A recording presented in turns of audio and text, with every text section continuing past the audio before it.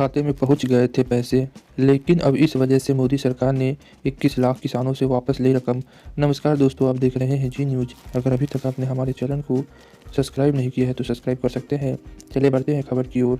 मोदी सरकार की सबसे सफल किसान स्कीम प्रधानमंत्री किसान सम्मान निधि योजना भ्रष्टाचार की शिकार हो गई। अब देश के 20 लाख फर्जी किसानों ने इस स्कीम के तहत 1364 करोड़ रुपए वसूल किए जा चुके, ताकि योजना का हक वाकई खेती करने वाले किसानों को ही मिले।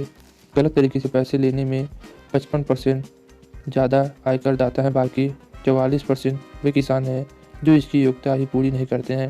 गलत तरीके से लिया गया पैसा वापस नहीं करने पर कानूनी कार्रवाई होगी। यह खुलासा कृषि मंत्रालय की RTI से हुआ है।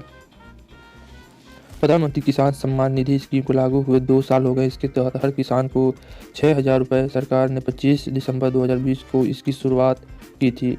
लाभार्थी किसानों के अकाउंट में 7वीं किस्त के तहत 2,000 रुपये ट्रांसफ़र किए गए थे। देश के 11.47 करोड़ किसानों को अब इस स्कीम के तहत 1.1 लाख करोड़ रुपए दिए जा चुके हैं। इस बीच कई राज्यों में इस स्कीम से जुड़े भ्रष्टाचार के मामले सामने आए हैं, जिसके बाद केंद्र सरकार ने साफ किया है कि असली किसान परिवारों की पहचान करने की पूरी जिम्मेदारी राज्यों की है।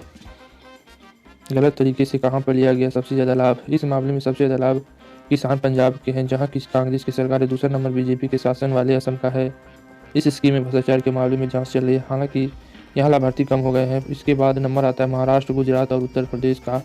RTI के मुताबिक पंजाब में 4.74 लाख, असम में 3.45 लाख, महाराष्ट्र में 2.86 लाख, गुजरात में 1.64 लाख और उत्तर प्रदेश में 1.64 लाख अयोग्य लाभार्थी है। सिक्किम में सबसे कम सिर्फ एक अयोग्य लाभार्थी मिला है। पिछले दिनों तमिलनाडु में इस स्कीम के तहत धोखाधड़ी करके 110 करोड़ रुपए से अधिक का ऑनलाइन निकालने का मामला सामने आया है।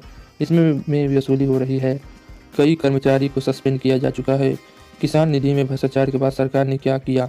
स्कीम के तहत ट्रांजैक्शन की प्रक्रिया को संशोधित करके अब और कठिन किया गया है। वेरिफिकेशन की जो प्रक्रिया अपनाई गई है, ताकि इस प्रकार की घटना फिर से ना हो। अभी देश में 1.44 करोड़ किसानों का वेरिफिकेशन अटका हुआ है। आपको क्या लगता है, सरकार इस प्रकार के बचकाना हरकत करके किसानों के जो बैंक में पैसा गया है उसको फिर वसूलने की गलत तरीके से कोशिश कर रही है, और किसानों को एक प्रकार से लॉलीपॉप दिया जा रहा है और फिर उस लॉलीपॉप को मुंह से निकाल लिया जा रहा है? आपको क्या लगता है, इस तरीके से बचकानी स्कीम लागू करके और किसानों को भ्रमित करके फिर उनसे किसानों से पैसा हटने का काम कर रही है सरकार? तो अपना कमेंट करके ज़रूर बताएं। आज के लिए बस इतना ही।